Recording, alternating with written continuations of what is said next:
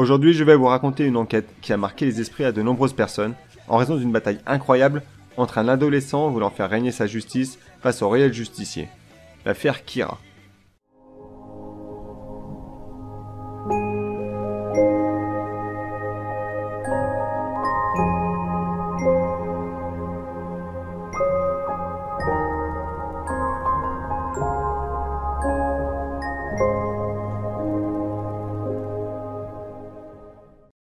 Un jour d'école comme tous les autres, Yagami Light, un jeune étudiant de 17 ans, aperçoit à travers la fenêtre de sa classe un cahier sur le sol. À la pause, il part le ramasser, sans se douter un seul instant que ce cahier va totalement bouleverser sa vie. En rentrant chez lui, il l'observe plus attentivement. Sur la couverture, il est écrit Death Note, littéralement le cahier de la mort, et à l'intérieur, des règles. La personne dont le nom est écrit dans ce cahier meurt. Il faut avoir en tête le visage de la personne dont on écrit le nom, sinon cela ne fonctionne pas. Par conséquent, on ne peut obtenir un résultat sur les personnes de même nom et prénom en une seule fois. À la suite du nom, si l'on écrit la cause de la mort dans un délai de 40 secondes du monde des humains, cela se réalise. Si l'on n'écrit pas la cause, la mort est systématiquement due à une crise cardiaque. Si l'on écrit la cause, on obtient alors un délai supplémentaire de 6 minutes et 40 secondes pour décrire précisément le déroulement de la mort. Évidemment, le premier réflexe pour le jeune Yagami est d'en rire. Il prend ce cahier pour une vaste plaisanterie écrit par un petit plaisantin. Mais quelques jours plus tard, il est comme attiré par ce cahier. Il veut juste essayer pour voir comme ça. Il allume la télé sur la chaîne info et tombe sur une prise d'otage. Il se dit, tant qu'à essayer, autant le tester sur un criminel dont personne ne regrettera la mort. Il écrit alors le nom de la personne, Kuro Otoharada, tout en regardant son visage montré à la télévision. L'impensable se produit. 40 secondes après le nom inscrit sur le cahier Death Note, la chaîne Info annonce que l'homme ayant pris les gens en otage vient de s'écrouler subitement. Yagami Light comprend qu'il ne s'agit pas d'un jeu, que c'est bien réel. 5 jours plus tard, le cahier est déjà bien rempli et Ryuk, le dieu de la mort ayant fait tomber le cahier dans le monde des humains, vient lui rendre une petite visite. Il est surpris de voir autant de noms marqués sur le cahier en si peu de temps. Il comprend que Yagami n'est pas comme les autres, qu'il ne compte pas s'arrêter d'écrire des noms. Petit détail important à souligner, désormais Yagami est lié au dieu de la mort Ryuk. Il est le seul à pouvoir le voir, à communiquer avec lui, dès l'instant qu'il a pris en sa possession le Death Note. Yagami continue à mener sa vie comme il l'a toujours fait. Il va à l'école tous les jours, il révise les cours, s'applique au sein de la classe. Le soir, en rentrant chez lui, il écrit les noms des criminels sans en rédiger la mort, il les tue tous par crise cardiaque inexpliquée. Il compte bien faire régner sa propre justice, nettoyer le monde de tous ces pourris, ces criminels véreux, sauf qu'à trop vouloir en faire, Yagami commence à faire bouger Interpol, l'organisation internationale de police criminelle. On compte déjà plus de 100 morts par crise cardiaque ayant eu lieu un peu partout dans le monde. Le problème, c'est que ces morts ont eu lieu dans un délai très court et concernent uniquement de hauts criminels qui étaient destinés à finir leur vie derrière les barreaux. Pour la police, cette affaire n'est pas une affaire comme les autres. Elle décide de contacter elle, une sorte de détective privé qui résout des affaires non élucidées par la police. Celui-ci demande la plus grande collaboration à toutes les forces de l'ordre, qu'on lui remette toutes les affaires impliquant des morts subies par arrêt cardiaque. Quelques jours plus tard, elle fait une annonce mondiale à la télévision. Il se montre sous le nom de Lynn L. Taylor et affirme qu'il parviendra à arrêter Kira, alias Yagami Light, nommé ainsi par les internautes signifiant meurtrier. Yagami ne tolère pas qu'un homme se dresse sur sa route, d'autant plus qu'il possède le Death Note. Rien ne peut lui résister. Alors il a inscrit le nom de Lynn L. Taylor et attend les 40 secondes. L'homme s'écroule au journal télévisé, mort d'une crise cardiaque. Yagami est soulagé, mais son soulagement est de courte durée, car elle n'est pas mort. Lynn L. Taylor est en réalité un condamné à mort qui a été placé pour faire croire qu'il s'agissait de elle, le détective privé. De plus, le journal n'est retranscrit qu'au Japon, dans la région du Kanto. Elle provoque Kira en direct en lui demandant de le tuer, mais rien ne se passe. Incroyable retournement de situation. En quelques minutes, elle vient de dévoiler plusieurs indices sur le meurtrier Kira, Yagami Light. Déjà, il se trouve au Japon, ça réduit considérablement le périmètre de recherche. De plus, il peut tuer à distance, mais sous certaines conditions, puisqu'il n'a pas pu tuer elle. Pour Kira, c'est un petit coup dur, mais il lui en faut plus pour le décourager à mener à bien son monde idyllique. À ce moment-là, Yagami prend une pause. Il laisse s'écouler quelques jours sans agir. Il préfère observer comment le monde des médias tourne l'avancée de l'enquête de la police. Il ne stresse pas plus que ça car il détient un atout majeur. Son père Soichiro Yagami est le chef de la cellule d'enquête menée par elle, de quoi permettre à Kira d'obtenir des informations cruciales sur l'avancée de l'affaire. De son côté, elle avance également. Il observe une préférence particulière pour Kira à tuer durant la nuit, en fin d'après-midi ou encore durant les jours fériés. En clair, ça correspond à des heures d'écolier. Elle pense avoir, une fois de plus, diminué le cercle de recherche pour démasquer Kira, sauf que ce dernier s'est volontairement joué de lui. Le jour d'après, des morts survenues à chaque heure précisément ont lieu. Kira prouve en plein jour qu'il peut tuer à toute heure, l'espoir qu'il s'agisse d'un écolier baisse drastiquement, mais elle ne veut pas pour autant exclure cette possibilité. Il demande au FBI de mettre des hommes sur l'ensemble des membres de la police affiliés à cette affaire. Il est persuadé que Kira est en relation proche ou éloignée d'un membre des forces de l'ordre, et Kira va rapidement le remarquer. Il fait attention à ne pas faire de gestes suspects, cache son Death Note dans un double fond du tiroir de son bureau qu'il ne peut ouvrir qu'à l'aide d'un stylo. Une fois cela fait, il lui faut agir comme un lycéen banal. Alors il contacte une fille pour un rendez-vous amoureux déguisé, histoire que l'homme du FBI qui le suit pour l'observer soit convaincu qu'il n'est pas suspect. Toutefois, Light Yagami, ou si vous préférez, Kira, souhaite connaître son nom pour l'éliminer en cas de besoin. Pour cela, il organise une mise en scène grâce au Death Note en écrivant les agissements d'un criminel amenant à sa mort. Light monte dans un bus avec la fille qu'il a invitée. L'agent du FBI les suit et s'installe juste derrière eux. Le criminel monte à son tour et prend le bus en otage. C'est à ce moment-là que l'agent du FBI se présente à Yagami pour l'assurer qu'il est un agent du FBI et qu'il va maîtriser l'individu. Yagami Light a réussi. Il a obtenu son nom, Ray Penber. Le criminel descend du bus et finit écrasé par une voiture. Suite à cela, Light comprend qu'il existe sûrement d'autres agents du FBI chargés de le surveiller et qu'il travaille en étroite collaboration avec elle, alors il va prendre une décision radicale, celle de supprimer chacun des agents postés à différentes villes. Pour cela, il oblige l'agent Ray Penber de remplir des cases apparentes en y figurant le nom de chacun des agents du FBI tout en pensant à leur visage. Une fois fait, Ray dépose l'enveloppe au-dessus de lui sur le porte-bagages du train. Il sort ensuite et s'écroule au sol, pris d'une crise cardiaque. C'est ainsi que Kira a pu tuer l'ensemble des agents du FBI sans trop de difficultés, en obligeant Ray Penber à y inscrire le nom de ses collègues. Dès lors, elle se voit privée de toute aide extérieure, les agents de police japonais démissionnent les uns après les autres, ayant peur pour leur vie. Elle se retrouve quasi seule désormais. Kira vient à l'instant de retourner la situation à son avantage. Elle n'a pas obtenu d'indices supplémentaires. Il va devoir aller lui-même enquêter sur le terrain s'il veut espérer coincer Kira. Soichiro Yagami, le père de Light, s'adresse à tous ses agents. Il les autorise à se retirer de l'affaire Kira s'ils le souhaitent, aucune sanction ne sera appliquée, mais ceux qui décident de rester le font en toute connaissance de cause. Finalement, il ne reste que 4 agents en plus du chef de l'équipe. 5 membres. Ça fait très peu.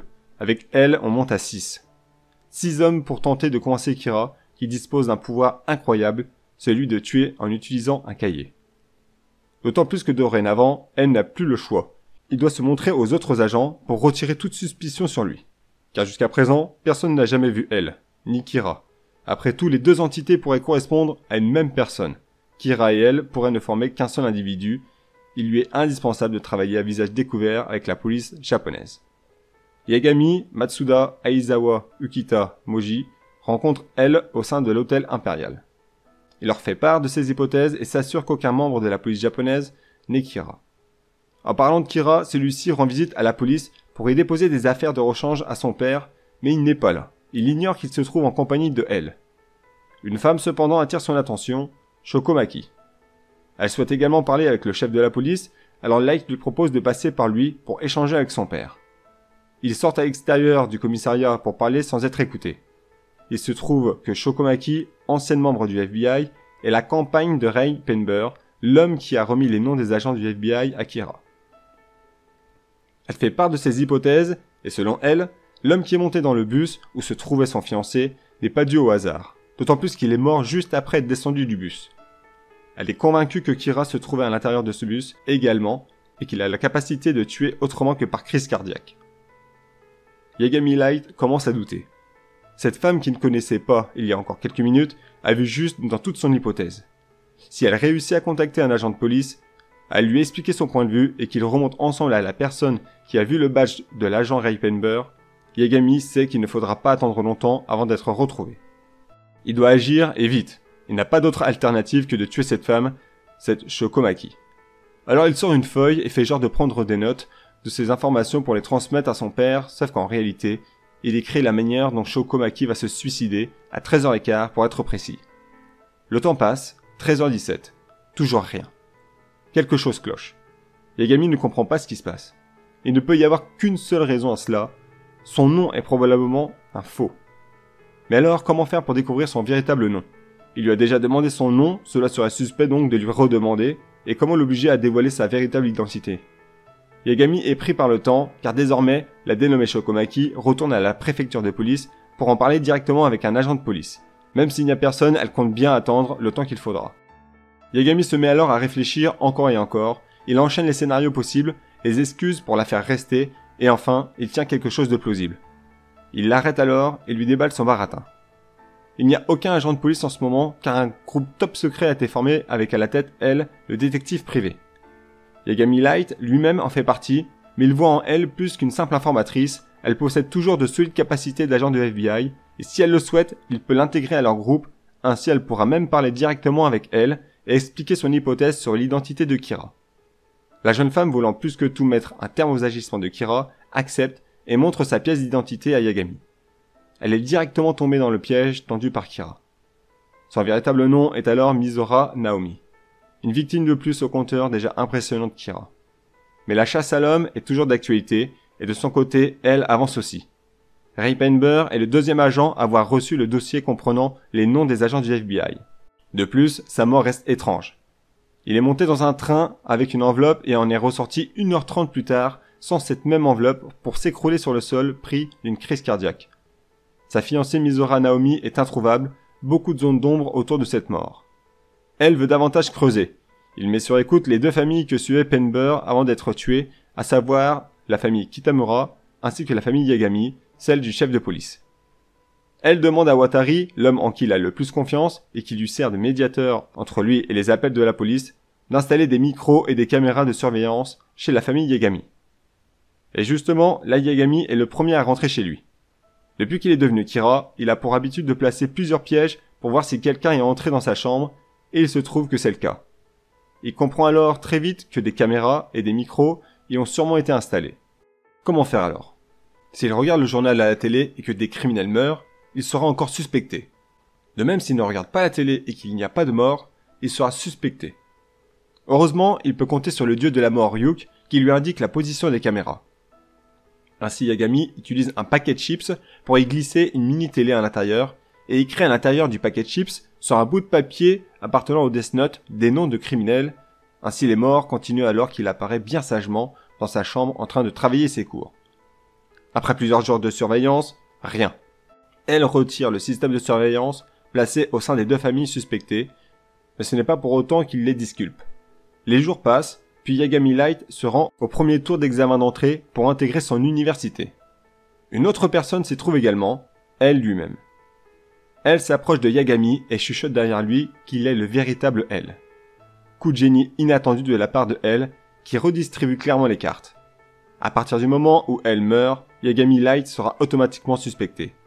De plus, elle utilise le nom de Hideki Ryuga, le même que celui d'une célébrité. Ainsi Kira ne peut pas prendre le risque d'écrire son nom à l'intérieur du Death Note pour voir s'il s'agit de son véritable nom, car il peut penser à tout moment à la personne célèbre et non à elle lui-même. Si c'est le cas, il tuera involontairement un innocent, ce qui prouvera aux yeux de elle que Yagami Light est bien Kira. Elle a joué un coup d'avance sur Kira. Il l'a pris à contre-pied en se montrant directement face à lui. À ce moment-là, elle ne sait pas que Yagami Light est Kira. Il pense qu'il y a 5% de chance que ce soit lui, mais en lui mettant la pression d'entrée, il le condamne à faire d'autant plus attention à ses agissements. Elle va poursuivre ainsi en lui montrant des photos, des preuves, lui demander son avis, ce qu'il ferait s'il était Kira ou s'il était elle lui-même. C'est clairement un jeu de questions-réponses ayant pour but de voir les réactions de Yagami Light, mais aussi en espérant qu'il commette une erreur. Il souhaite même qu'il intègre son groupe de recherche sur Kira. Son analyse impressionnante ne peut être que d'une grande aide. La conversation se coupe brutalement lorsque le téléphone de elle et Yagami sonne en même temps. Soichiro Yagami est à l'hôpital. Il a fait un malaise en raison d'un surmenage. Une fois arrivé à son chevet, Soichiro certifie à son fils qu'il s'agit bien de L, voilà qui rassure Light, dorénavant il connaît le visage de L. Il décide de s'attaquer à l'opinion publique pour en faire une force.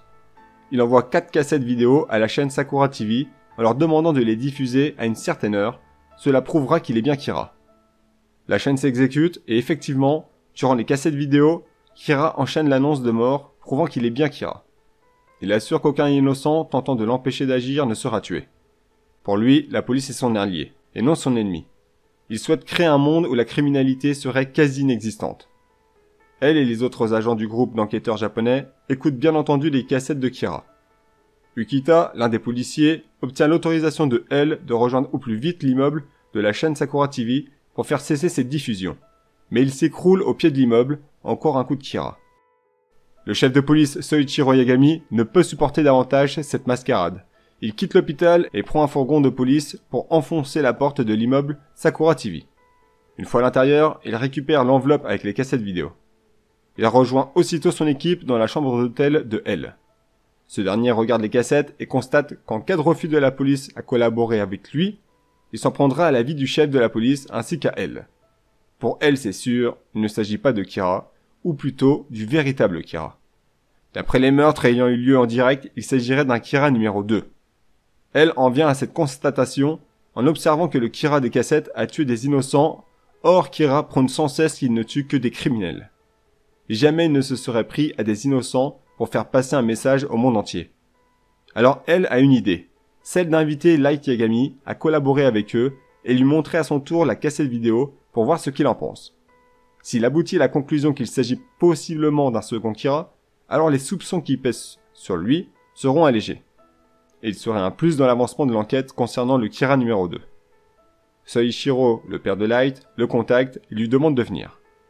Une fois présent dans la chambre d'hôtel de L, ce dernier lui montre la vidéo. Une fois visionnée, il en vient à la même conclusion que L, mot pour mot, il y aurait une deuxième personne possédant des pouvoirs similaires à Kira, à un détail près tout de même, ce deuxième Kira n'aurait pas besoin de connaître le nom de sa victime. Et oui, rappelez-vous, durant le message vocal diffusé sur la chaîne Sakura TV, 2 agents de police ont tenté d'entrer au sein de l'immeuble, mais sont morts juste devant la porte d'entrée. Là où Kira, premier du nom, a besoin du nom ainsi que de voir le visage de sa victime, le deuxième Kira n'aurait quant à lui besoin que de voir sa victime. C'est une version améliorée du premier Kira, mais beaucoup moins malin. Elle a demandé à Light de se faire passer pour Kira et d'envoyer un message par vidéo destiné à provoquer une réponse de la part de Kira numéro 2, et ça marche. Sauf qu'elle est beaucoup plus directe que le Kira numéro 1. Elle n'hésite pas à donner des indications, voire de précieux indices pour elle et les agents de police. Elle dévoile qu'elle possède l'œil et qu'elle souhaite le rencontrer en présentant son dieu de la mort. Elle et Light sont sous choc. Cette Kira agit uniquement dans le but de rencontrer le véritable Kira.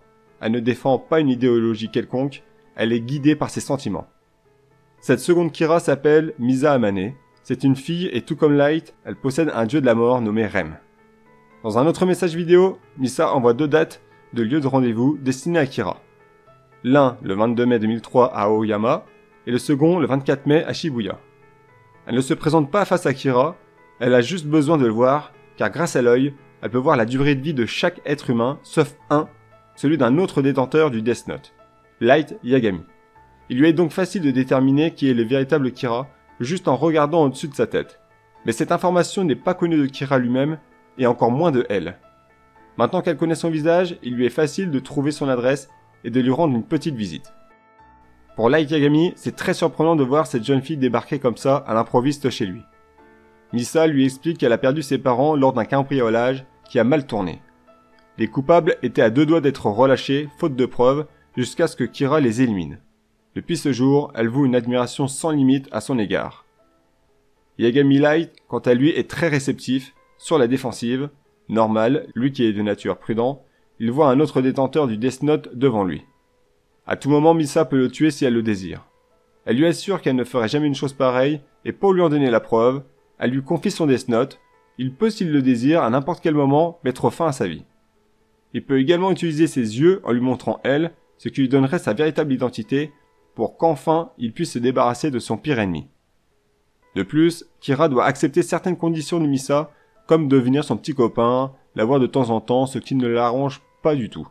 car Misa reste une menace pour lui. À tout moment, elle peut faire des erreurs qui pourraient le mener directement à lui.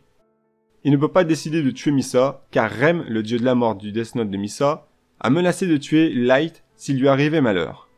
De ce côté-là, Yagami est coincé, alors il a une autre idée en tête, celle d'utiliser Rem pour tuer elle en lui donnant son véritable nom. Rem, le dieu de la mort, n'y voit aucun inconvénient, mais finalement, c'est peut-être bien Misa qui va réussir à donner le nom de elle à Kira. Par un concours de circonstances, Misa vient rendre visite à Yagami Light au sein de son université, qui est lui-même en compagnie de elle.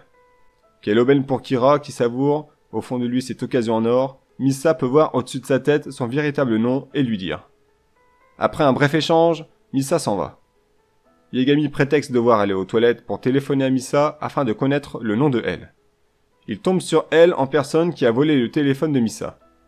De plus, les agents de police l'appellent avec son téléphone perso pour lui annoncer que Misa Amane a été interpellé, suspecté d'être le deuxième Kira.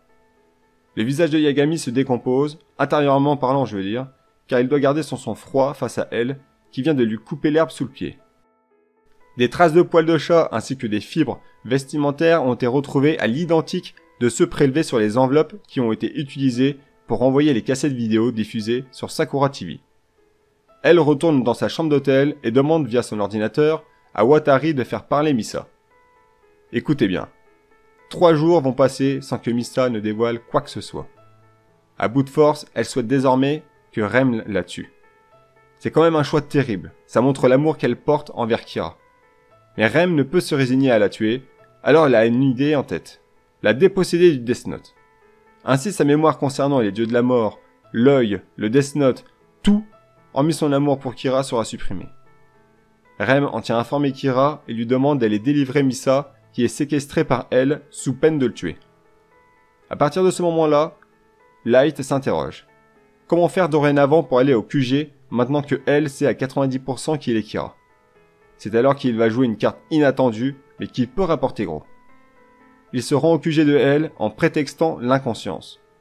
Peut-être qu'il est bien Kira, et qu'il n'en a pas conscience. Au vu des preuves rassemblées par elle et les agents de police, il ne fait aucun doute que la Yagami soit au centre des suspects possibles.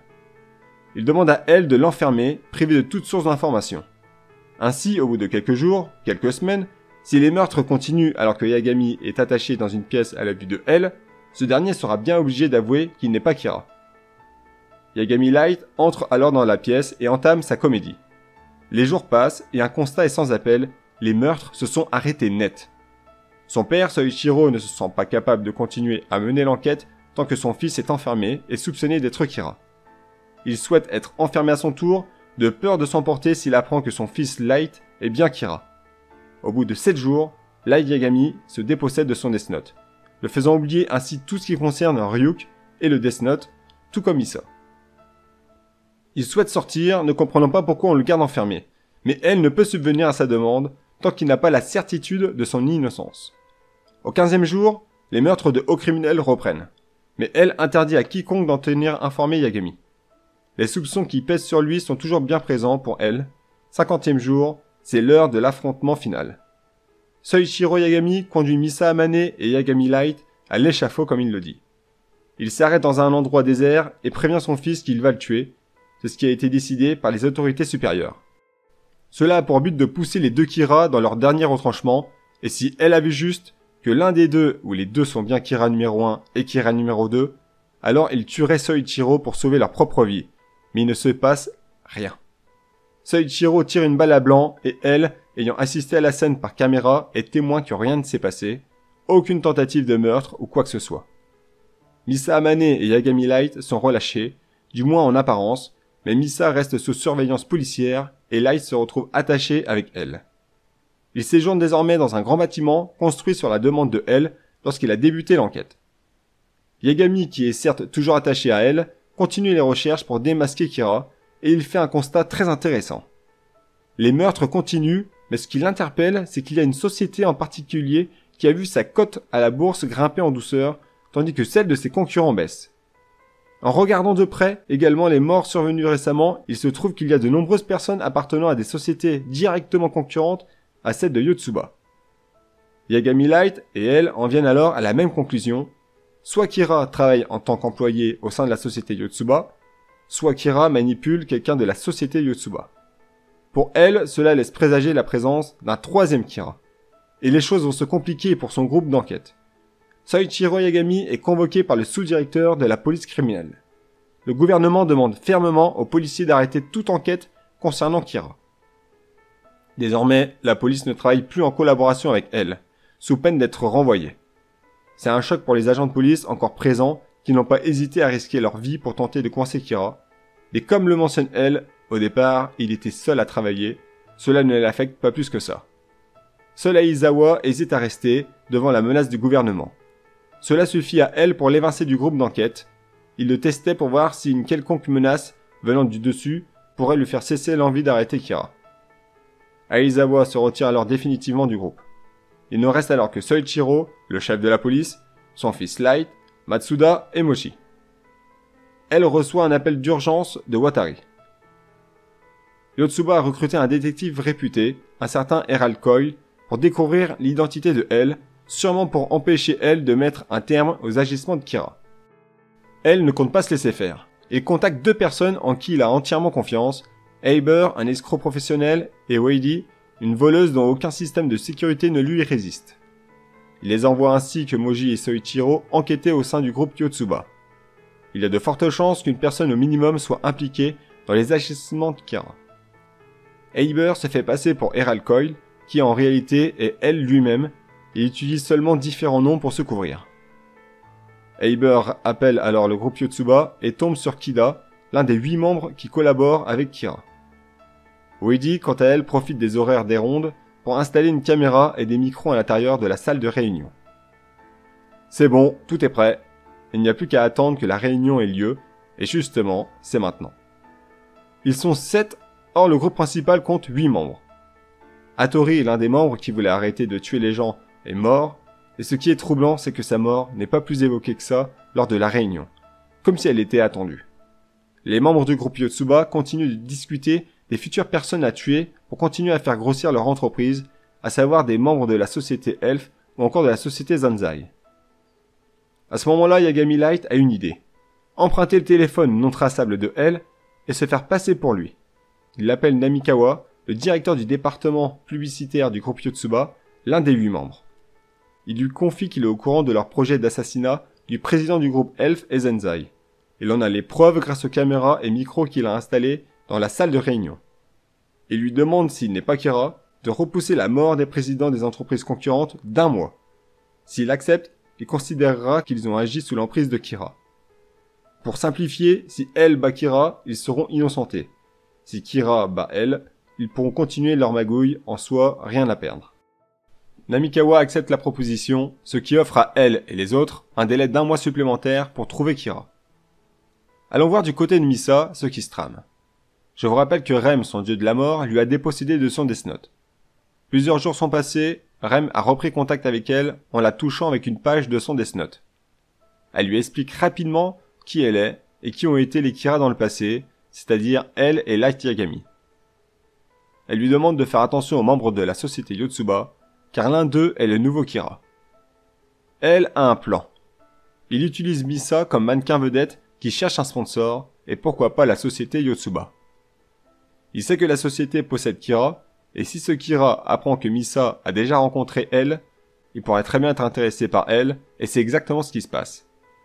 Misa obtient un entretien avec 4 membres de Yotsuba, Oi, Shimura, Higuchi, Mido, ainsi qu'Eiber qui joue le rôle du détective Coyle.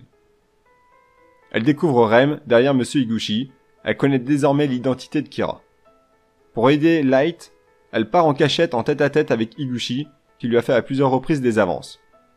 Elle lui dit qu'elle est la deuxième Kira et pour preuve, elle lui demande de donner le nom d'un criminel pour qu'elle le tue. Rem, l'ayant suivi, se charge d'inscrire son nom sur son Death Note afin de convaincre Higuchi qu'elle est la deuxième Kira, alors qu'il n'en est rien en réalité. Afin de l'attirer dans son piège, Misa déclare vouloir se marier avec le véritable Kira, ce qui suffit amplement à ce qu'Higuchi avoue être Kira. Pour en avoir la preuve nette qu'il est bien Kira, Misa lui demande d'arrêter les meurtres, ainsi elle aura la preuve qu'il est bien Kira. Leur échange se termine ainsi, Misa retourne au QG de elle, lui apprend la bonne nouvelle qu'elle connaît l'identité de Kira et qu'elle a enregistré leur conversation pour preuve. Ils en sont convaincus, Higuchi est bien Kira. Mais il manque un petit détail. Et elle ne manque pas de temps pour le rappeler. On ne connaît pas la méthode qu'il utilise pour tuer. Et tant que elle ne la connaît pas, il ne peut rien faire. Alors il va mettre en place un plan pour piéger Higuchi. Il veut utiliser Matsuda lors d'une émission télé sur Sakura TV. Matsuda est censé être mort, tombé du balcon, lors d'une soirée avec Misa et les membres de Yotsuba. Le voyant vivant dans une émission, prêt à révéler des secrets concernant Kira, Higuchi pourrait très bien mordre à l'hameçon. Il pourrait se précipiter pour tuer Matsuda avant qu'il ne fasse une quelconque révélation publique. Voilà désormais 3 jours qui se sont écoulés depuis la révélation de Misa envers Higuchi. Ce dernier reçoit un appel téléphonique de Namikawa qui lui demande d'allumer sa télévision au plus vite. Il aperçoit que celui qui est prêt à tout révéler n'est autre que Matsuda. Sauf qu'il y a un petit détail qui échappe à Monsieur Higuchi. Il connaît Matsuda, mais sous une autre identité, celle de Taro Matsui. Alors pris de panique, Monsieur Higuchi appelle Moji, le manager de Misa, enfin le policier qui se fait passer pour le manager de Misa, afin d'en connaître plus sur l'identité de Taro Matsui. Mais ce dernier ne connaît rien de lui. Il lui conseille alors d'appeler directement le directeur de Yoshida Productions. Alors Monsieur Higuchi appelle le directeur, mais il s'énerve de plus en plus vite. Le temps défile, il sent que sa dernière heure peut arriver à tout instant. Le directeur n'étant pas disponible pour vérifier dans son bureau le dossier comprenant le CV de Monsieur Taro Matsui, il lui propose alors de s'y rendre lui-même en lui donnant la peine de lui informer comment rentrer. Higuchi s'y rend et trouve le CV de Taro Matsui, un certain Taishiro Yamashita. Il écrit le nom sur le Death Note, puis s'en va. Dans la voiture, 40 secondes se sont écoulées, mais toujours rien. Higuchi se sent vraiment dos au mur, alors il n'a plus le choix. Il accepte d'échanger la moitié de sa durée de vie en échange des yeux de Dieu de la mort. Il fonce en premier lieu à Yotsuba pour y trouver le visage de Taro Matsui sur les enregistrements des caméras, mais rien, aucune trace. Elle a pris la précaution de tout supprimer avec l'aide de Weidi. Alors plus le choix, sa dernière solution est de se rendre à Sakura TV pour tuer directement Taro Matsui. Il pénètre au sein de l'immeuble, et bien qu'il trouve bizarre de ne croiser personne, il se rend sur le plateau télé. Là, il n'y trouve que des mannequins jouant le rôle de Taro Matsui et du présentateur. Il comprend qu'il s'agit d'un piège. Weidi Soichiro se montre, portant un casque moto pour ne pas être vu par Kira. Kira réussit néanmoins à prendre la fuite avec sa voiture, mais très vite il se retrouve cerné par la police.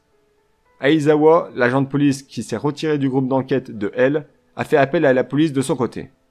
Il ne pouvait pas abandonner la traque de Kira, il a alors suivi toute l'enquête et rassemblé suffisamment d'informations pour faire intervenir un nombre de policiers suffisant pour bloquer la voie d'accès à Higuchi. La course-poursuite est enfin terminée. Higuchi est arrêté. Il ne met pas longtemps à avouer comment il s'y est pris pour tuer. Un simple cahier. Il lui suffit d'écrire le nom d'une personne dans un cahier en particulier, en pensant à son visage pour que cette dernière meure. Soichiro Yagami, Moji ainsi que elle touchent le cahier et sont surpris de voir apparaître le dieu de la mort Rem. Yagami Light également le prend pour vérifier ce qu'il voit, mais pour lui il y a un effet supplémentaire qui se produit. Le fait de toucher le cahier lui remémore tout ce qu'il a vécu lorsqu'il était propriétaire de ce Death Note. Tout s'est déroulé selon son plan. Yagami Light avait tout prévu, tout calculé depuis son choix de se déposséder du Death Note lorsqu'il était enfermé sur la surveillance de L pour prouver qu'il n'était pas Kira. Tout était anticipé, prémédité. Yagami Light est allé jusqu'à penser à tout ce qui se passerait durant sa perte de mémoire du Death Note. Avant de se déposséder de son Death Note, il a pris soin de demander à Rem de confier le Death Note à une personne ambitieuse. Cette personne, c'est bien évidemment Monsieur Higuchi. Et le plan de Yagami ne s'arrête pas là. Le Death Note qu'il a pris soin d'enterrer avant de se déposséder de son Death Note, c'était celui de Rem. Son plan est incroyablement bien pensé. Il savait que même en ayant tout oublié, ce qui concerne le Death Note, il poursuivrait l'enquête aux côtés de elle. Trouver Kira en premier ou encore le Death Note n'était pas le plus important. Ce qui comptait était de toucher à un moment le Death Note pour y inscrire le nom d'Higuchi. Ainsi Yagami Light devient le nouveau propriétaire, conserve sa mémoire et peut indiquer à Misa où est caché le deuxième Death Note, celui de Rem. La réflexion de Light Yagami est allée très loin, si loin qu'il en est très effrayant. Pour couronner le tout, il prend soin de toujours porter une montre qui lui a offert son père, et cette montre possède une particularité. Elle est dotée d'une petite cachette qui s'ouvre si l'on tire 4 fois sur l'un des boutons en moins d'1 seconde. Yagami a pris soin d'y cacher un morceau du Death Note avant qu'il ne soit enfermé et qu'il ne se dépossède de son Death Note. À l'intérieur de l'hélicoptère, en faisant attention de ne pas être vu par elle, Yagami écrit le nom d'Higuchi. 40 secondes s'écoulent, amenant inévitablement à la mort de ce dernier par crise cardiaque. Désormais, Light est de retour. Avant de se déposséder de son Death Note, il a pris le temps de faire rédiger par Ryuk de fausses règles à l'intérieur du cahier, à savoir, celui qui a écrit des noms dans ce Death Note ne doit pas arrêter d'en écrire pendant plus de 13 jours, au risque de mourir, ou encore si le cahier vient à être déchiré, brûlé, abîmé, s'il devient inutilisable, tous ceux qui l'auront touché mourront. Avec ces fausses règles, elle est obligée d'accepter l'innocence de Yagami Light et Misa Amane, car ils ont été enfermés pendant plus de 13 jours et ils sont toujours vivants. Les deux ne sont alors plus affiliés à la surveillance de elle, c'est pile le moment pour Light de demander discrètement à Misa d'aller chercher le Death Note enterré, car celui récupéré à la mort d'Higuchi est désormais protégé et surveillé par la police. Misa s'y rend et retrouve les Death Note. Ryuk réapparaît alors dans le monde des humains, mais pas moyen pour Misa de se souvenir du véritable nom de elle. Elle demande alors, de nouveau, l'œil du dieu de la mort en échange d'écourter sa vie de moitié. Elle est prête à tout pour aider Light, d'ailleurs elle retourne au QG de elle pour le voir. Ils ne sont que tous les deux à l'entrée. Light lui demande discrètement de poursuivre l'assassinat de criminels importants avec le Death Note. Elle et les agents de police se rendent compte que les meurtres ont repris de plus belle, et surtout, Rem, également présente, commence à comprendre le plan machiavélique de Light. Ce dernier a fait exprès de demander à Misa de continuer les meurtres. Si jamais elle se fait attraper avec le cahier, elle et les autres sauront qu'il permet de tuer en y inscrivant le nom d'une personne. Elle sait que ce n'est qu'une question de temps pour que elle remonte jusqu'à elle, surtout que les meurtres ont repris de plus belle dès sa sortie du QG. Elle demande d'ailleurs à Watari, par ordinateur, de joindre les hautes autorités pour faire une demande. Utiliser un condamné pour tester le cahier sur lui. Si ce condamné inscrit le nom d'un autre condamné et qu'au bout de 13 jours il ne meurt pas, c'est que la règle des 13 jours inscrite dans le Death Note est fausse. Comprenant le danger imminent qui plane sur Misa, Rem ne perd pas de temps. Elle inscrit le nom de Watari ainsi que le véritable nom de elle. C'est un choc pour tout le monde. Elle s'écroule de sa chaise, Rem disparaît pour avoir agi sur la préservation de la vie de Misa. C'est la seule façon dont un dieu de la mort peut mourir, agir dans le but de préserver la durée de vie d'une personne. Dorénavant, Yagami Light, alias Kira, n'a plus aucune entrave à ses agissements. Il jubile face à sa victoire contre elle, mais l'héritage de elle va se poursuivre. Un enfant semble pouvoir prendre la relève de elle. Un enfant issu d'un orphelinat qui était financé par le défunt Watari. Cet enfant se nomme Nir, et il a rassemblé à lui seul durant 3 ans toutes les informations possibles concernant l'affaire Kira. Il est un peu le L américain, il travaille en collaboration avec un groupe d'enquête top secret chargé de démasquer Kira. Ce groupe se nomme le SPK, basé aux États-Unis. Nous sommes en avril 2009, Yagami Light est maintenant âgé de 23 ans, et il fait partie du service de la communication et de la gestion des informations au sein de la préfecture de police. L'affaire Kira stagne. Il n'arrive plus à avancer depuis la perte de elle. De plus, un groupe obscur semble intéressé par le Death Note. Au sein de ce groupe, un certain Melo. Il est un enfant issu du même orphelinat que Nir. Ce qui l'intéresse, c'est de s'accaparer les 2 Death Note pour protéger leurs arrières lors de leurs affaires illégales. Son plan est simple, kidnapper le préfet en échange du Death Note que détient la police, ni plus ni moins. Sauf que quelques jours plus tard, le préfet meurt. Les ravisseurs vont alors s'orienter vers un autre otage, Yagami Sayu, la petite sœur de Light. Ils réussissent à la ramener à Los Angeles et demandent au père Yagami Soichiro de venir à son tour avec le Death Note en sa possession pour procéder à l'échange. Light est aux commandes des opérations, il part en premier pour faire un repérage du terrain, puis Matsuda prend le vol suivant, Aizawa le suivant, puis pour terminer, Hide et Soichiro Yagami. Hide est un nouvel agent qui a intégré l'équipe d'enquêteurs japonais. Sauf que les choses ne vont pas se dérouler selon le plan de Light. Non. Son père Soichiro va être rejoint par un homme, Zacharius, qui le force à prendre l'avion précédant le sien. Ils se retrouvent alors tous les deux dans l'avion de Aizawa. De plus, Soichiro apprend par une oreillette donnée par son ravisseur que l'avion dans lequel il se trouve fait un détour. Il va le déposer uniquement lui à l'endroit où se trouve sa fille Sayu. Il se pose en plein milieu du désert où se trouve une trappe. À l'intérieur, le chef de la police Soichiro tombe sur sa fille dans une sorte de tourniquet recouvert d'un verre blindé contre les balles des armes à feu. Le principe est simple. Soichiro dépose le cahier dans un petit compartiment, le tourniquet tourne à 90 degrés de sorte à laisser partir Sayu vers Soichiro et le cahier vers le ravisseur. Tout se passe comme prévu, sauf qu'un détail n'a pas été anticipé ni par Light, ni par Nier, alias N, l'enfant qui a pris le flambeau de L. Le cahier, désormais entre les mains des ravisseurs, est placé au sein d'un missile qui est propulsé au loin en direction de l'est des États-Unis, en plein océan. En raison de ce fiasco et de ces années à passer sans résultat, Nier ne fait pas confiance à Light. Il refuse pour le moment de collaborer avec lui, bien qu'il ait une idée de qui dirige la bande de ravisseurs qui s'est emparée du cahier, son camarade d'orphelinat, Melo. Il refuse, mais pas pour longtemps, car Light insiste pour connaître l'identité du chef des ravisseurs. Il est prêt à échanger des informations essentielles concernant le Death Note. N réfléchit quelques instants, puis accepte. Il révèle alors à Light qu'il s'agit sûrement de Melo, un enfant issu d'un orphelinat en Angleterre qui entraîne et forme les successeurs de L. Et en parlant de Melo, il ne traîne pas. Maintenant qu'il a réussi à mettre la main sur le Death Note, il contacte David Hoop, le président américain, pour le faire chanter. Il souhaite obtenir le plus de renseignements possible concernant les membres du SPK, groupe d'enquête dirigé par N, ainsi que des armes, des fonds, sans oublier un regard sur les satellites, de quoi pouvoir bien tout contrôler et ne manquer de rien. Le président demande conseil à L, soit Yagami Light, car je le rappelle, il se fait passer pour L depuis sa mort. Il lui explique la situation, mais Light lui demande de ne faire confiance à personne d'autre que lui. Il lui demande une unité dont les visages et les noms ne sont pas connus pour y faire un petit raid chez Cal Sindar qui se fait appeler Jack Nelon. Misa a fouillé tout un registre rempli de criminels jusqu'à tomber sur lui, le seul dont elle peut voir le nom et pas la durée de vie, ce qui signifie qu'il possède un Death Note. Il fait partie d'une organisation dont le boss s'appelle Rodros, le même que celui de Melo. C'est parfait pour Light. Il n'a plus qu'à rédiger dans le Death Note les agissements de Cal Sindar avant sa mort prévue par crise cardiaque. Ainsi, il lui demande d'inscrire l'adresse de leur planque et de l'adresser à son adresse à un nom inconnu. Une fois l'information obtenue, Light peut lancer le raid à la planque indiquée. 20 hommes sont sollicités pour pénétrer les lieux, mais tout à coup, leurs casques sont retirés de leur visage, ils meurent tous les uns après les autres.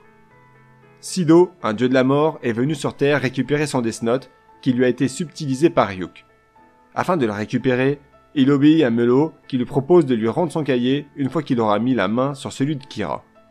Mais de leur côté, le groupe de Light Yagami ne compte pas se laisser faire. Il a un plan pour récupérer le cahier entre les mains de Melo. En premier lieu, il se dépossède une nouvelle fois de son Death Note, mais ne perd pas pour autant sa mémoire, car il a coincé le Death Note de Misa dans un corset qu'il colle à la peau. De ce côté-là, pas de problème. Ensuite, il demande à Misa d'utiliser son ordinateur pour trafiquer sa voix et parler au nom de Kira. Elle s'adresse à Soichiro Yagami en lui avouant qu'un grand nombre des membres de groupe de Melo mourront le 10 novembre à 23h59, ce qui leur laisse une occasion en or pour envahir leur planque et récupérer le cahier. Mais il reste cependant un petit détail, connaître le nom de Melo. Light anticipe que Matsuda va demander à échanger la moitié de sa vie en échange de l'œil du dieu de la mort. Mais à sa grande surprise, c'est son père qui souhaite le faire afin de racheter son échec dans le désert, lorsqu'il a laissé s'échapper le cahier entre les mains des ravisseurs. Light, son fils, finit par accepter, tout le monde se met en position autour de la planque de Melo. Ryuk convainc Sido de ne pas lever le petit doigt en échange de retrouver son cahier, ce qui permet aux agents de police, guidés par le chef Soichiro, de lancer l'attaque. Soichiro a bien réalisé l'échange des yeux du dieu de la mort avec Ryuk, il peut ainsi voir sur des photos de certains membres du gang que leur durée de vie vient de disparaître, confirmant bien leur décès à 23h59. L'assaut est lancé, il reste néanmoins quelques hommes dont le visage n'était pas connu des fichiers du FBI, mais les policiers sont très efficaces et abattent tous les hommes sauf Melo. Il récupère ainsi le Death Note dans la précipitation de l'attaque, Melo n'a pas eu le temps de le ramasser. Ils finissent par arriver devant la pièce où se cache Melo. Ce dernier demande à l'un des policiers d'entrer avec le cahier sous peine de tout faire sauter. C'est Soichiro qui s'y lance. Grâce à ses yeux du dieu de la mort, il aperçoit le véritable nom de Melo, Mihael Kill. Contrairement à son fils Light, qui souhaite que son père inscrive directement son nom dans le cahier pour le tuer, Soichiro veut qu'il se rende, il reste un bon policier qui veut éviter des morts. Un homme se relève derrière lui et lui tire dessus et n'a pas eu le temps d'écrire le nom en entier de Mello. Il s'écroule sur le sol. Entendant les coups de feu, les autres policiers, Matsuda, Aizawa, Hide, entre autres, pénètrent dans la pièce. Mello, acculé, décide de faire exploser la base. Lorsque les policiers se relèvent, Mello n'est plus là, il a réussi à filer. Soichiro est transporté d'urgence à l'hôpital, mais succombera de ses blessures. Depuis cet incident, Light, ou plutôt L numéro 2, se fait harceler de coups de téléphone provenant de Nier. Il ne croit pas du tout à son histoire. Kira aurait accepté de les aider pour récupérer son Death Note, mais maintenant que les policiers l'ont récupéré, il n'essaie même pas de le récupérer. Pour Nier, c'est trop gros, c'est trop bizarre.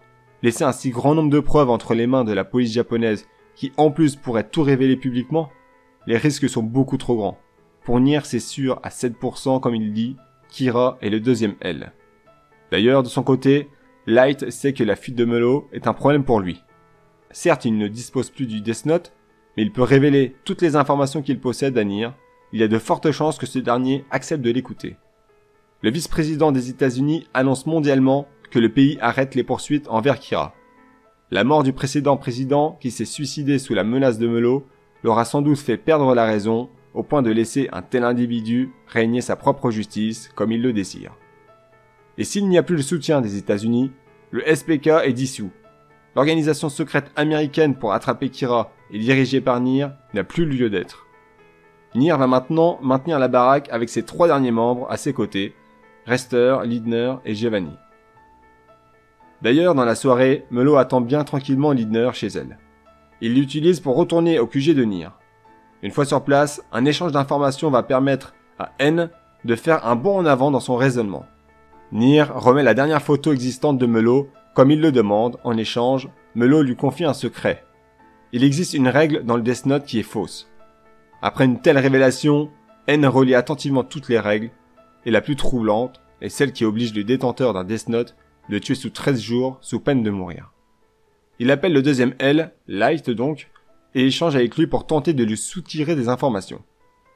Il fait part de sa découverte, comme quoi l'une des règles serait fausse, mais Light lui confirme que Ryuk, le dieu de la mort, affirme qu'elles sont toutes vraies.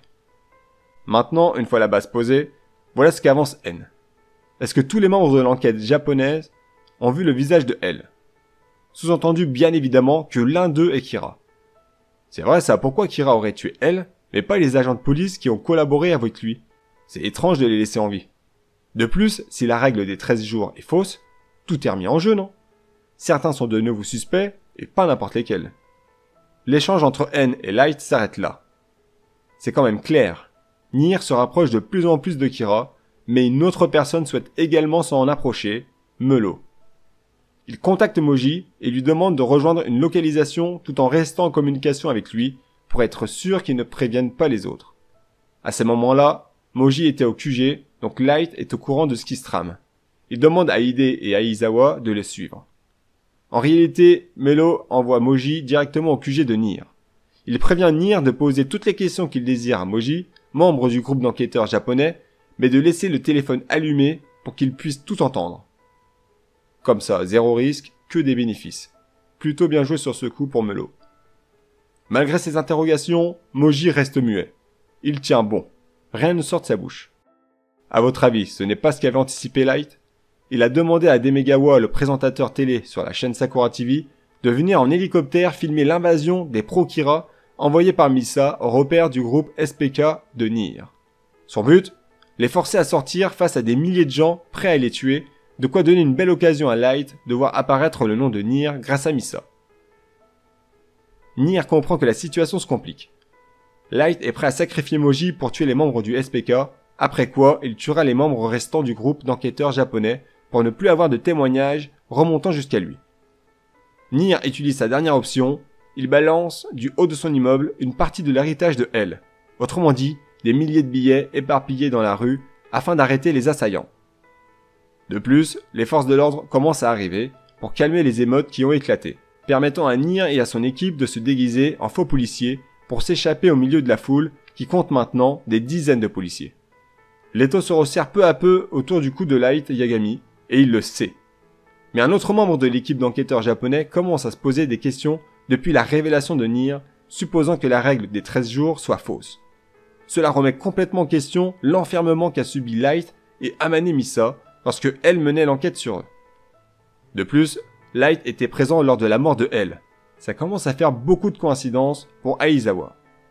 Hide n'étant pas encore dans l'équipe au moment de l'enfermement, Moji n'étant pas là, et Matsuda étant Matsuda, il sait qu'il ne peut enquêter seul pour le moment. Ses soupçons vont être d'autant plus confirmés lorsque Nier va enfin reprendre contact avec eux et leur annoncer que Moji est mort d'une crise cardiaque. En réalité, il n'en est rien, mais c'est un piège magnifiquement orchestré par Nier pour mettre la pression sur Light Yagami. Les autres membres d'enquêteurs japonais étant peu nombreux désormais, les soupçons vont forcément se diriger vers Light pour au moins l'un d'entre eux, et cette personne, vous l'avez compris, c'est Aizawa. Nier leur laisse un numéro de téléphone pour quiconque souhaiterait échanger avec lui. Alors Aizawa ne perd pas de temps et décide de s'éclipser discrètement pour contacter Nier depuis une cabine téléphonique. Giovanni, l'un des membres du SPK, vient chercher Aizawa et l'amène au QG de Nier. Il raconte tout ce qu'il sait à propos de Light Yagami, mais sans énoncer une seule fois son nom. Après avoir entendu le passage de l'enfermement du prétendu L numéro 2, Nier comprend qu'il est Kira si la règle des 13 jours s'avère être fausse. Le fait qu'il s'est proposé de lui-même à être enfermé, découvrir la règle des 13 jours après être sorti, la présence d'une prétendue Kira numéro 2, ça fait beaucoup également. Nier sait que l'étau se resserre autour de Kira, et depuis les révélations d'Aizawa, il se doute bien que le deuxième Kira a dû changer de personne. Mais il a tout de même eu une information capitale grâce à cet échange avec Aizawa. Ce dernier lui a révélé que le chef de police Soichiro Yagami a réalisé une mise en scène pour démasquer si la personne soupçonnée par elle à l'époque était Kira ou non. Soichiro l'a emmené dans un endroit désert en le menaçant de le tuer pour se donner la mort ensuite. Grâce à cette révélation, Nier a tout de suite compris que seul un père se suiciderait après avoir tué un membre proche de sa famille. Et qui est le membre travaillant avec les forces de l'ordre? Son fils Light Yagami. Nier a enfin la confirmation et la certitude que Kira est Light Yagami. Il demande sans plus tarder au commandant Rester de se rendre au Japon pour enquêter sur lui. Comme le pensait précédemment Nier, Light Yagami a bien changé de bras droit. Il a dépossédé Misa Amane de son Death Note pour le confier à un autre individu, un jeune homme nommé Teru Mikami, afin d'éviter de remonter à lui en interrogeant Misa. Teru Mikami est un homme qui a défendu la justice durant toute sa vie, et ce depuis sa plus tendre enfance. Il a un regard quasi similaire à celui de Kira, alors lorsqu'il reçoit par courrier le cahier permettant d'accomplir la justice qu'il convoite tant, il est aux anges, au paradis. Il nomme également un autre porte-parole pour les pro-Kira, car Monsieur Demegawa de Sakura TV a été tué par lui-même. Il s'agit de Kiyomi Takada, une jeune femme qui était dans la même fac que Light Yagami. Light prévient les autres agents d'enquête qu'ils vont retourner au Japon. Et vu que la nouvelle porte-parole de Kira, Kiyomi Takada, est une japonaise, Nier pense que tout va se jouer au Japon. Il envoie alors Giovanni et Lindner sur place. Une fois de retour au Japon, Light Yagami contacte son ancien ami Takada, qui avait un faible pour lui. Son objectif est de se rapprocher d'elle pour réussir à joindre Mikami, car sa ligne de conduite commence à se démarquer de la sienne. Il tue de plus en plus de criminels mineurs, alors que Kira élimine principalement les criminels majeurs. Face à ses collègues, il leur fait croire que c'est pour se rapprocher davantage de Kira. Il demande clairement à Takada de demander à Kira, à la télévision, ce qu'il attend de la police japonaise, qui accepte de collaborer avec lui. Voyant à la télévision que Takada s'exprime personnellement au sujet de Kira, Mikami sent que quelque chose ne va pas. Il l'appelle au soir pour lui demander la personne qui l'a forcé à s'exprimer ainsi. Elle lui confie que l'homme se trouve à côté d'elle. Elle lui passe le téléphone. Il s'agit bien entendu de Light Yagami, autrement dit, le dieu Kira pour notre cher Mikami. Mais au moment où ils sont au téléphone, des micros et caméras ont été installés par les forces de l'ordre. Mais un coup du sort va être favorable pour Light. Au moment de décrocher le téléphone, avant de le donner à Light, Takada s'est exclamé « Kira ?» Dès lors, tous les membres de la police pensent qu'il s'agit de Kira qui est au bout du fil. Ils n'ont pas tout à fait tort car il s'agit du deuxième Kira, mais ça éloigne un peu les soupçons à ce moment-là qui pèsent sur Light Yagami. Sous ordre de Mikami, le deuxième Kira, Light coupe les micros et caméras. Il s'exprime ainsi librement et avoue face à Takada qu'il est le véritable Kira. À ce moment-là, Light lui annonce qu'il compte bâtir le monde qu'elle a toujours rêvé, peuplé de gens bons, honnêtes où la criminalité serait quasi nulle. Nier contacte de nouveau Light. Il lui annonce qu'il est au Japon pour attraper Kira. Il sait qu'il est en relation avec Takada, la porte-parole du mouvement de Kira, et souhaite lui transmettre un message, celui d'annoncer sa venue, lui et 3 autres membres du SPK, dans le but d'arrêter Kira. Nier a très bien compris qu'il existe un autre Kira qui possède quant à lui le pouvoir des yeux du dieu de la mort. Vu que Light Yagami voit plus régulièrement Takada, il ne fait pas de doute qu'elle sert d'intermédiaire entre les deux Kira. Nier refuse de les tuer tant qu'il ne possède pas de preuves tangibles prouvant aux yeux de tous que Light Yagami est bien Kira. De son côté, Light demande à Takada de prévenir Mikami qu'il lui envoie 5 bouts de papier du cahier dans une enveloppe de fan lui étant destinée. Une fois cela fait, il doit s'arrêter de tuer avec son Death Note. Ce sera au tour de Takada de marquer les noms qu'elle présentera aux infos. N réfléchit, il cogite sur le rôle de chacun.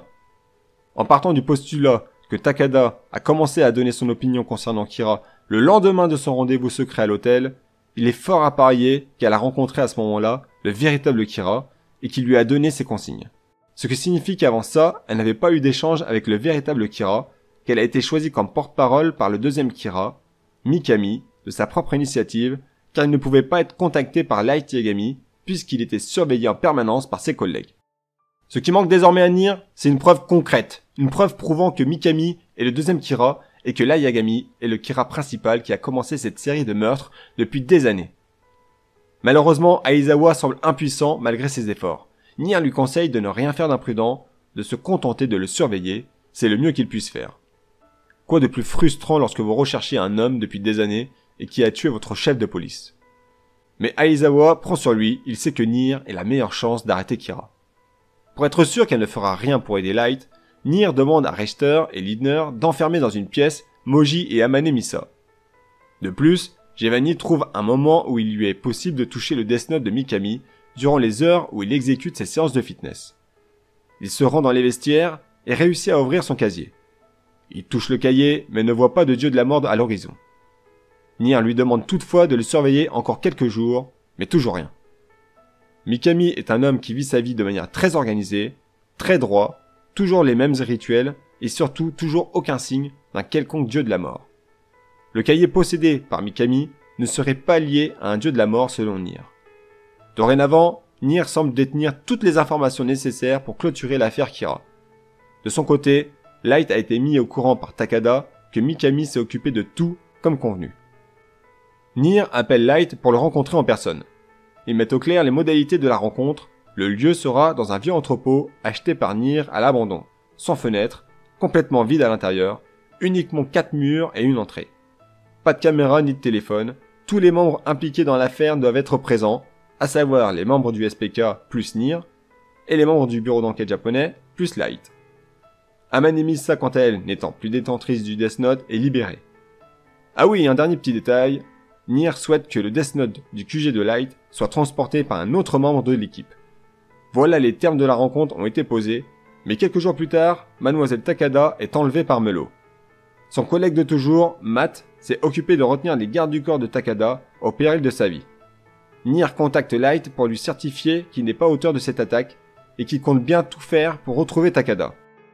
Light reçoit un appel confidentiel, il s'agit justement de Takada. Elle lui confirme qu'elle a agi comme il lui a demandé de faire, qu'elle attend désormais les secours. Light lui répond qu'elle a bien fait et qu'il arrive au plus vite. Évidemment, ce sont des codes de parole qu'ils ont anticipés entre eux. Takada a profité d'être seul dans la remorque du camion pour écrire le nom de Melo sur un bout de papier du Death Note, l'éliminant définitivement ainsi. Light, quant à lui, se dirige bien vers elle en compagnie d'Aizawa et Ide, mais étant seul à la plage arrière, il en profite pour écrire la mort de Takada sur un bout du Death Note qu'il détient toujours dans la petite cachette de sa montre. Takada meurt par suicide, immolation par le feu. L'heure de la confrontation a sonné. Tous les acteurs sont présents au sein du dépôt. Light Yagami fait face à Nier. Chacun de son côté est sûr de sa victoire, mais il ne peut y avoir qu'un seul vainqueur, qu'un seul justicier. Nier demande tout d'abord d'attendre 30 minutes afin de voir si personne ne meurt d'ici là. Une fois entré au sein du dépôt, Kira a très bien pu anticiper et écrire à l'avance la mort de chacun des membres hormis Nier, ne connaissant pas son visage. Ne restant après plus que Nier, il lui serait facile de l'éliminer par la suite. Les 30 minutes s'écoulent et rien ne se passe. Mais Nier va poursuivre alors son raisonnement. il attend en réalité la venue de quelqu'un. Le deuxième Kira, Mikami. Effectivement, ce dernier se trouve derrière la porte et s'empresse d'écrire le nom de chaque personne présente. Une fois terminé, Nier lui demande d'entrer. Light est persuadé d'avoir remporté la partie, et Nier est persuadé que personne ne mourra.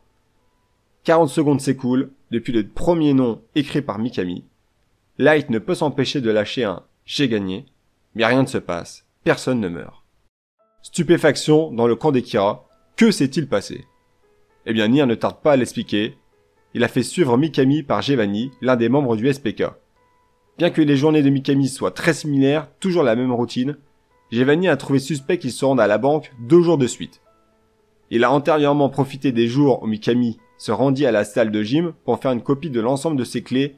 De ce fait, il lui était facile d'ouvrir le coffre qu'il détient à la banque. À l'intérieur, il y a trouvé le véritable cahier, le Death Note qu'il utilise pour tuer. En haut d'une page se trouve le nom de Takada ainsi que les circonstances de sa mort. Fait étonnant lorsque l'on sait que c'est Light Yagami qui a tué Takada en y inscrivant son nom à l'arrière de la voiture en direction de Takada justement. Mais alors Mikami a également agi de lui-même. Il a pris l'initiative d'éliminer Takada de peur que Light Yagami, son dieu, soit coincé. De plus, Mikami présent au sein du dépôt a donc rédigé les noms des personnes présentes sur un faux cahier, entièrement reproduit en une nuit par Giovanni. Pour finir, une preuve irréfutable, le seul nom que Mikami n'a pas inscrit dans le cahier, c'est celui de Light Yagami. Cette fois c'est sûr, Light est coincé et vient de se faire attraper. Il tente d'écrire le nom de Nier le plus rapidement possible sur un bout du Death Note détenu dans sa montre, mais les agents de police l'en empêchent en lui tirant dessus.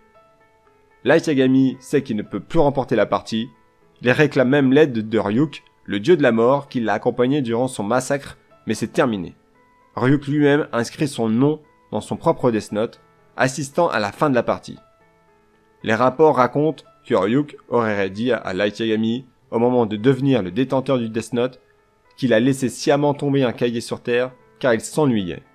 Cette série de meurtres qui a duré plusieurs années ne serait en réalité due qu'à un caprice de dieu de la mort qui s'ennuyait là-haut dans son monde.